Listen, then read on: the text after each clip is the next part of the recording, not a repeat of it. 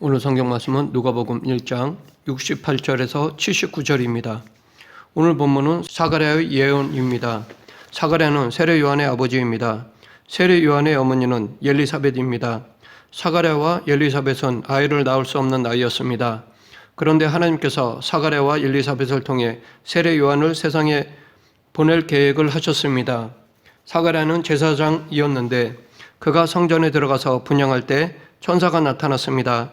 그 천사가 사가랴에게 세례 요한이 사가랴와 엘리사벳 사이에 태어날 것이라고 예언하였습니다. 그런데 두 사람은 이미 아이를 낳을 수 없는 나이였기 때문에 사가랴가 천사에게 내가 이것을 어떻게 알리오? 내가 늙고 아내도 나이가 많으니이다 라고 하였습니다. 그러자 가브리엘 천사는 보라, 이 일이 되는 날까지 내가 말 못하는 자가 되어 능히 말을 못하리니 이는 내가 내 말을 믿지 아니함이거니와 때가 이르면 내 말이 이루어지리라 하더라 라고 하였습니다. 그래서 실제로 사가랴는 그 순간부터 말을 할 수가 없게 되었습니다. 그리고 세례 요한이 태어나서 8일이 되어 할례를 받고 이름을 지을 때 천사가 전해준 대로 요한이라는 이름을 지어주면서 사가랴는 다시 말을 할 수가 있게 되었습니다. 그 이후에 사가랴가 성령의 충만함을 받아서 한 예언이 오늘 본문 말씀입니다. 즉 그가 10달 동안 참아왔던 말을 오늘 본문의 내용대로 쏟아낸 것입니다. 이 예언의 내용은 조금 길지만 요점은 다윗의 집에 이스라엘을 구원할 사람이 태어날 것인데 이 사람의 탄생은 오래전부터 이미 예언되어 있었다는 것입니다. 이 약속은 2000년 전 아브라함의 때까지 거슬러 올라갑니다. 하나님께서 아브라함에게 내 씨로 말미암아 천하 만민이 복을 얻게 될 것이라고 말씀하셨다는 사실을 사가랴는 언급하고 있습니다. 그 약속과 관련해서 사가랴는 세례 요한은 주님이 오시는 길을 예비하게 될 것이라고 밝히고 있습니다. 그리고 하나님께서 약속하신 구원자가 돋는 해가 위로부터 우리에게 임하여 어둠과 죽음의 그늘에 앉은 자에게 비치고 우리 밭을 평강의 길로 인도하시리로다 라고 예언하였습니다. 가브리엘은 사가랴에게 기쁜 소식을 전해주었습니다. 사가랴와 엘리사벳을 통해서 예수님의 오심을 예비할 자가 태어날 것이라는 소식이었습니다. 사가랴와 엘리사벳이 아이를 낳을 것이라는 소식도 기쁜 소식이었지만 더 기쁜 소식은 이스라엘을 구원할 자가 나타날 것이라는 소식이었습니다. 오늘 본문 17절 그가 또 엘리야의 심령과 능력으로 주 앞에 먼저 와서 아버지의 마음을 자식에게 거스른 자를 의인의 슬기에 돌아오게 하고 주를 위하여 세운 백성을 준비하리라. 여기서 주목해야 할 부분은 주 앞에 먼저 와서라는 말씀입니다. 즉 하나님의 백성을 구원할 자가 나타날 것을 전할 사람이 될 것이라는 것입니다. 가브리엘이 전하는 소식은 이스라엘을 구원할 자가 태어날 것이고 사가랴와 엘리사벳을 통해서 예수님의 오심을 예비할 자가 태어날 것이라는 소식이었습니다.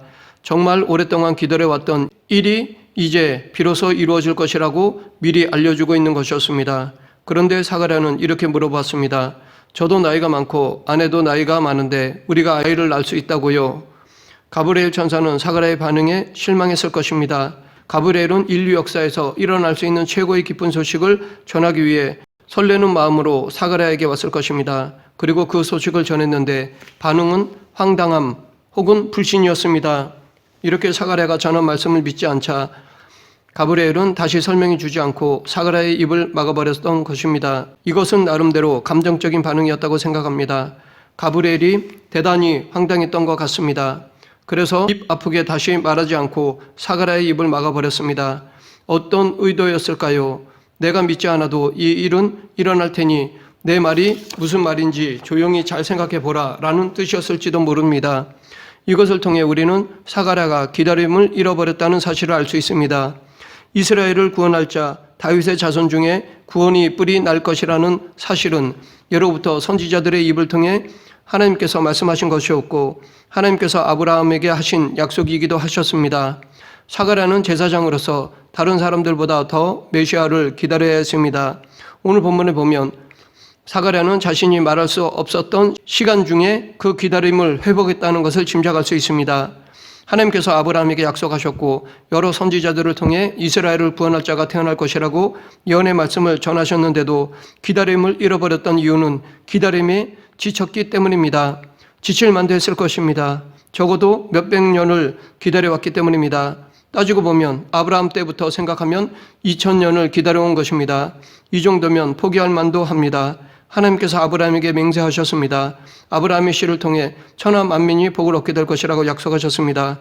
그런데 언제까지 기다려야 하는 것일까요? 다윗 이후로 1000년 이상 동안 수많은 사람들이 세상을 구원할 아브라함의 자손, 다윗의 자손을 기다리다가 결국 그 예언이 성취되는 것을 보지 못하고 죽었습니다. 그래서 사람들이 막연한 미래의 일로 여기고 메시아에 대한 기대를 접었을 것입니다.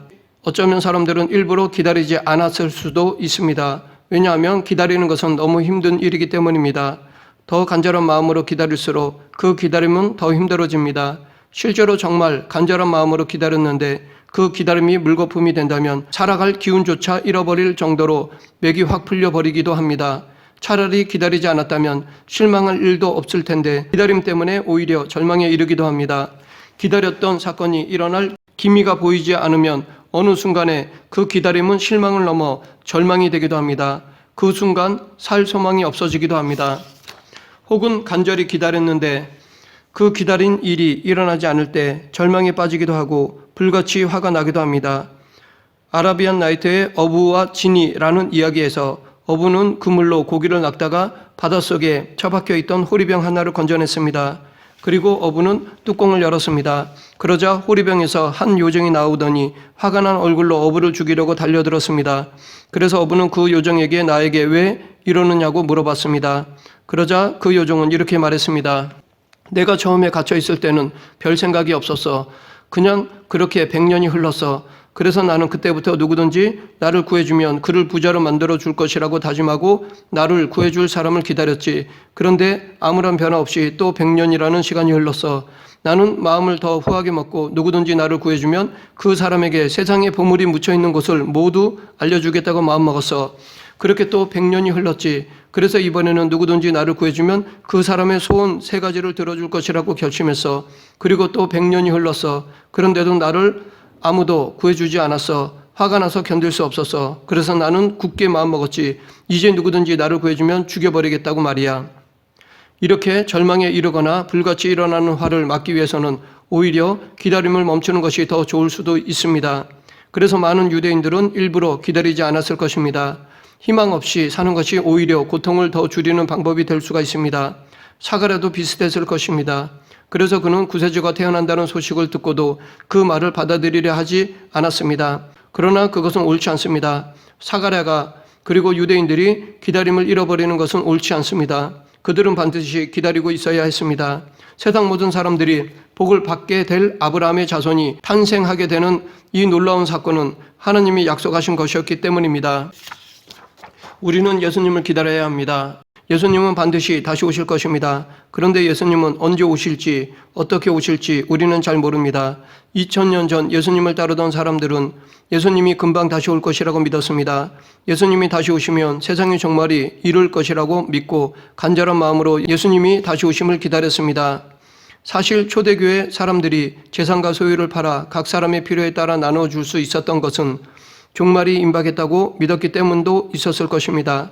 하지만 예수님이 부활하시고 승천하신 지 벌써 2000년이 흘렀습니다.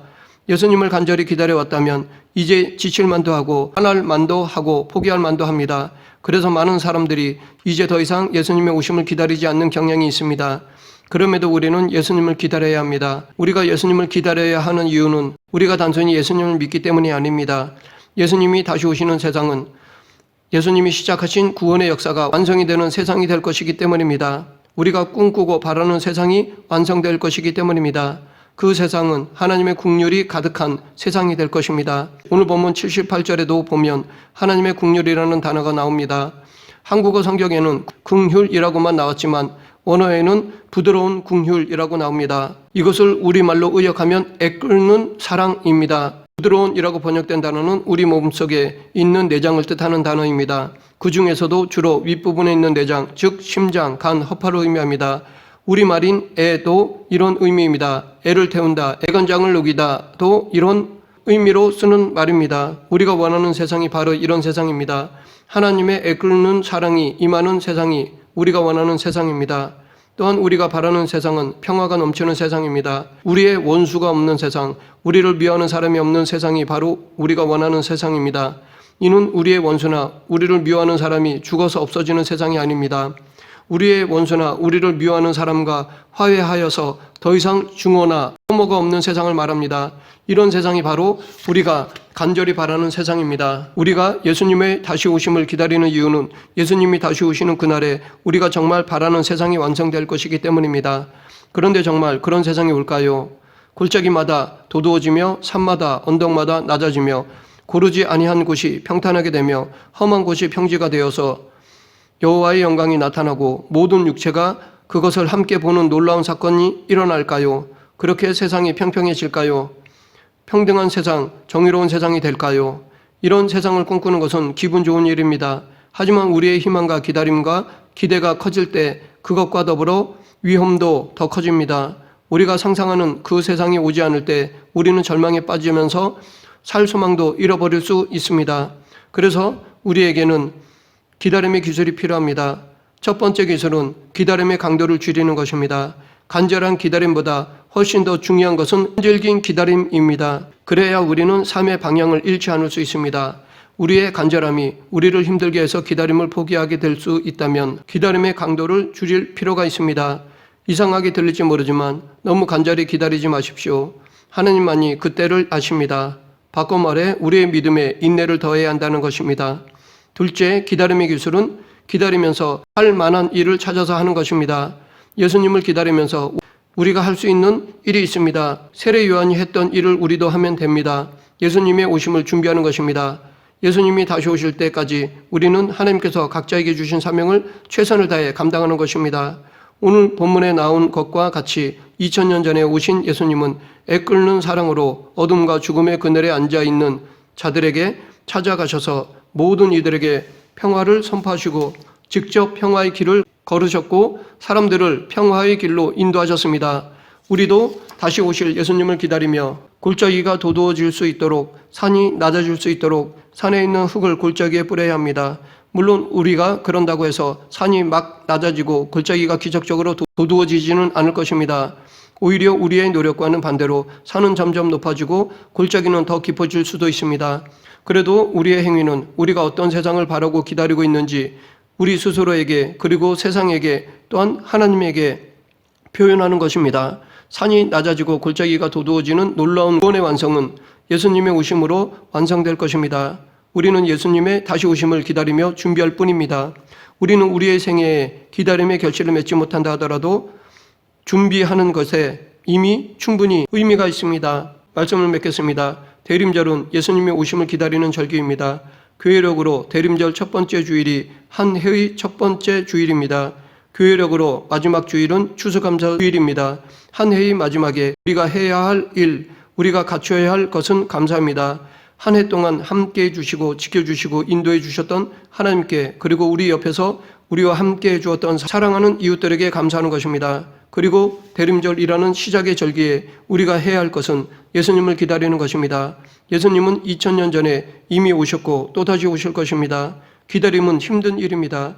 예수님을 기다리는 마음을 잃어버리셨다면 이 시간 그 마음을 다시 가지시기 바랍니다. 삶 속에서 늘 예수님을 기다리며 준비하는 저와 여러분 되길 간절히 축원합니다. 기도하겠습니다. 사랑하는 풍성하신 하나님 아버지, 지금은 예수님이 이 땅에 오실 것을 기다리는 대림절 기간입니다. 믿음을 가지고 늘 예수님의 재림을 기다리는 저희들이 되게 하시고 기다리면서도 주신 사명에 최선을 다하는 그리스도인들이 되게 하여 주시옵소서. 예수님 이름으로 기도드립니다. 아멘.